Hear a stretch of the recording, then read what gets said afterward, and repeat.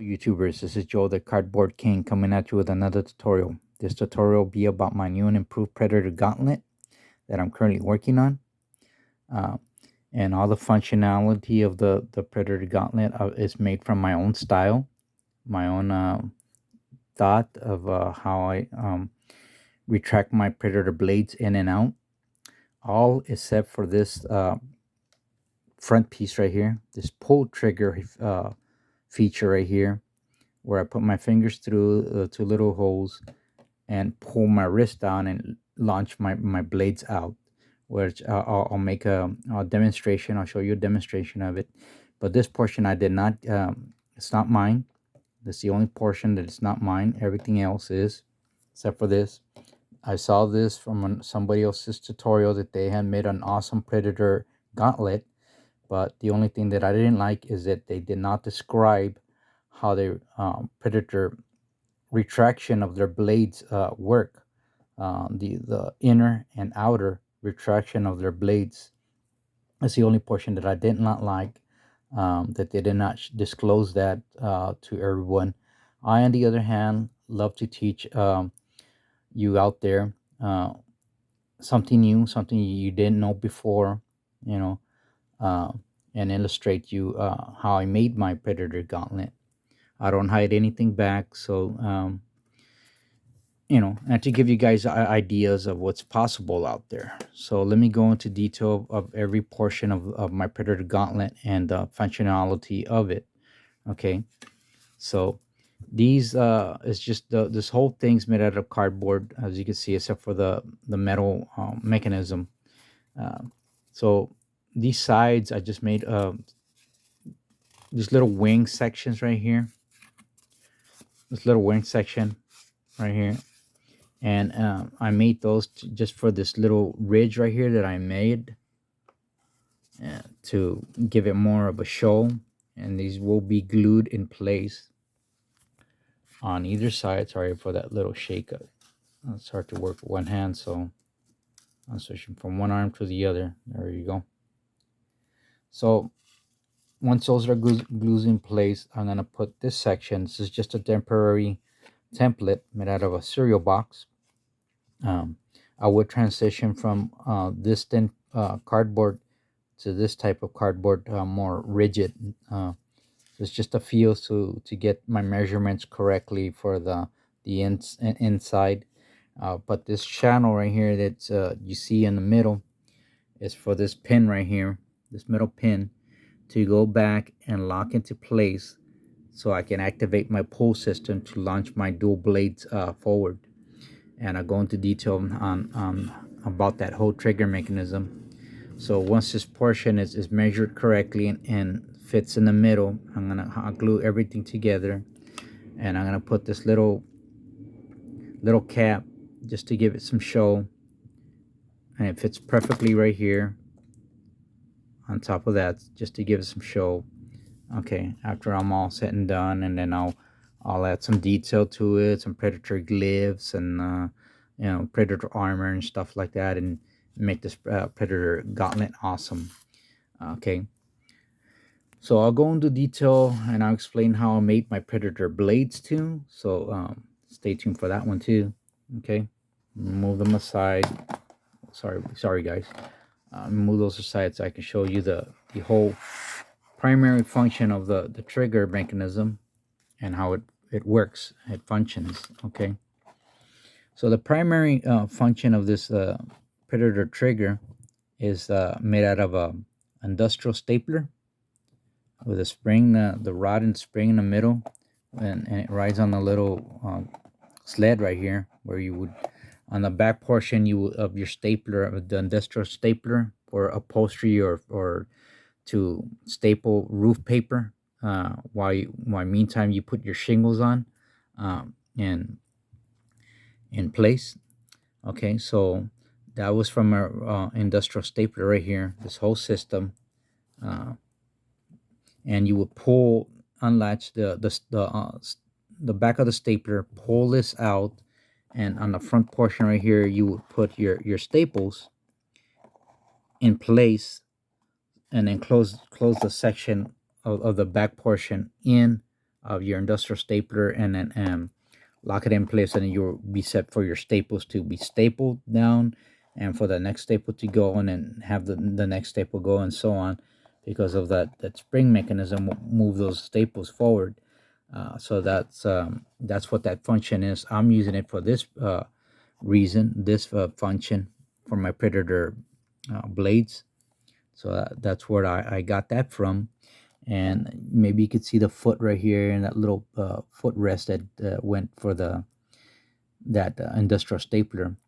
So all I did is put everything together with a bracket right here that I had bought from Home Depot, and I made some little grooves on the top, and put some screws and little nuts together to hold this little latch.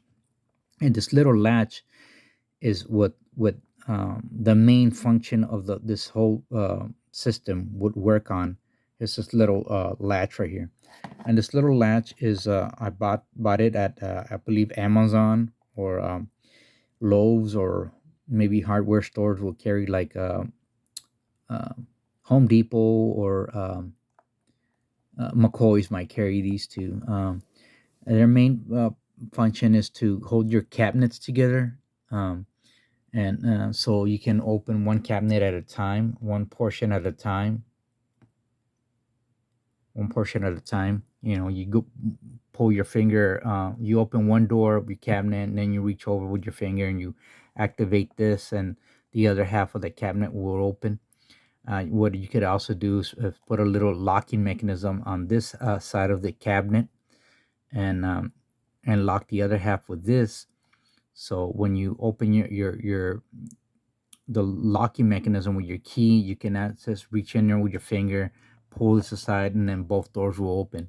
It's main like a child safety prevention too, so children don't get into stuff that they shouldn't, anything like toxic or dangerous to them, like little a child prevention little latch, to hold your cabinets from being open, and have like a little locking mechanism, and so that's what on the other side, this little latch will latch and keep those doors shut. What I'm using it is for this functionality, and the rest of it, let's see if I can straighten that out. There you go. So the rest of it is this fishing wire right here, and it's tied and hot glued into the little latch right here that I mentioned. You can see that wire now right there, and I put a copper wire right here, this green copper wire, and it's glued all the way down here, and it's glued to the little latch too, with the little screws right here, just to give it stability. But this copper wire, its primary function is to hold uh, this little pulley right here that I bought. I believe I ordered it on Amazon. These little miniature pulleys, um, and to guide this the fishing wire. This wire fit right here, as you can see with my finger right here pushing, and then it's attached to this pump, the sprayer straw that I got from a sprayer, and I hot glued it in the middle with some hot glue, and its function is to prevent that fishing wire from either going left or right. Um, it's a little raised, but I am gonna put some foam in it, so it won't have some discomfort on my back of my forearm, um, and that's what the primary trigger is made out of. Like I described, this white cube right here is made out of I believe I described it. I made it out of a cutting board, a thick cutting board, and it had to be this certain height, certain thickness, to give it perfect height for my predator blades, to give it some height so they can run freely on that guide right there. All right, let's get forward. Let's go forward to the front of the mechanism right here. And so that little sled that writes that used to write for the staplers right here, all I did is glued these little L shape right here, these little brackets, and I had a few, and I already had a perfect little center hold here that I put some little screws and nuts on the inside right there, as you can see on the inside, and I hot glued them together. But before I hot glued everything together and tightened those little nuts in there, I put this little bracket right here that you see that's curved kind of like a U shape on either side. Its main function is to hold my predator blades in, and they'll be either epoxied or glued. So when I pull this whole system, it rides on that the predator blades right there. Uh, so let me move that predator blade because it's not glued in place yet. And I'll go into detail on how I made those. So the rest of it, and by the way, this little bracket right here comes in a coil, and where I got it from was from AutoZone or O'Reilly's, and it comes in a coil, and its function is to hold your mufflers in place so they don't rattle or hit the street where you're driving, to give it stability. That's what these are for. And it comes in a coil and on strip of a coil, and you can cut out the sections that you want, and it's got little holes right there so you can put your bolt and your nut, and tighten your muffler together so it won't rattle or keep it in place. That's what I use that for. I just bend it into shape so I can put my predator blades in between there. Okay, the rest of the section right here, before I glued everything together, and I used this little L bracket. Let me go into detail about that. So let me lock it in so I'll be able to explain to you. All right. So this little L shape that I glued to the cardboard, this little pin right here that you see that I'm pointing at, are for automotive speakers, and they're like little clips, and they have a little hole. So when you put your screw and you're tightening, your speaker will hold into the back of your car or the front of your car or whatnot. So I slit the rod in between that little bracket, and then I got a washer and clamped it together, and then hot glued everything together, and then hot glued it to the cardboard. So that's what that holds that together. All right. So, and let me give you a demonstration of the whole system and how it works and how my predator blades will be launched. It's got cotton at the back. Let me put that wire. Probably fell out. Yeah, it fell out from the pulley because it's not enclosed yet. Bear with me, guys. Let me see if I can get to that wire so I could show you an illustration of how it works. There we go. It just fell off. All right, so let me go to the front now. So when I pull my wrist down, it'll launch those dual blades just like that. Okay, and it sounds pretty wicked too. So that's how that functionality of my predator pull system works. Like I said, I don't hide anything back. I love teaching you guys new things. If you choose my method, awesome. There's many methods out there of making how to retract your blades in and out. You can use rubber bands, you can use elastic, you can use a bungee cord, anything that's elastic, basically, or spring loaded like my system is. So there's many ways of making these predator gauntlets to retract and retract the predator blades. Okay, so let me go into detail about my predator blades. Let's move this aside here for now, and let me explain how I made my predator blades here. My Predator blades are basically made from a kitchen cutting board, and I believe I bought this kitchen cutting board from Target, and it was already gray. But you can go ahead and paint them chrome. You can put you can paint them any type of color you choose, and maybe put like some gory blood on the blades, or maybe some uh, glow in the dark paint. Like you're a bad blood and you just killed another predator. You can also do that. Use your imagination.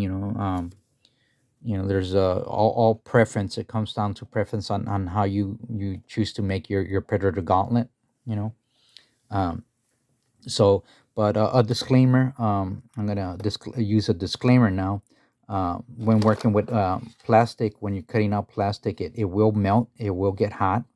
um, don't want anybody getting burnt or anything like that, or causing any harm to you guys. It's the same thing as you working with hot glue. Use your own discretion, okay? And be careful. Don't want anybody getting hurt out there. Because when I cut this with my cutting wheel, my Dremel cutting wheel, there's a bunch of fragment that flew everywhere, because of the plastic being melted and flying everywhere. So use your eye protection, use gloves, use a long sleeve shirt so you don't get burnt, or maybe an apron while you're working or something, to prevent from you guys getting any from getting hurt. Okay, guys. Uh, that's the least of my worries. I don't want anybody getting hurt out there. Just teaching you new methods on how to make these predator gauntlets. So that's how I made mine, out of a kitchen cutting board, and I just laid my stencil, and I got my Sharpie, and I traced it out, and then cut it out with my Dremel cutting wheel that cuts metal. Uh, and then I got a little grinding wheel, and a Dremel little grinding wheel, and ground out the little sections on it. And then I came back and smoothed everything out with an X-Acto knife, and took out all the burrs, and basically smoothed it down just a bit to give it the shape. All right. So that's how I make my Predator blades. I really hope you enjoyed my video, my tutorial. And please stay tuned for the next one, where I add detail and put some armor on this, and it's all color coded and the style of my Predator costume. And thank you guys for watching. Please comment and subscribe, support to my channel. It'll mean a lot to me. And that's it for now. Thank you guys for watching, and we'll see you on the next one. All right. Bye for now.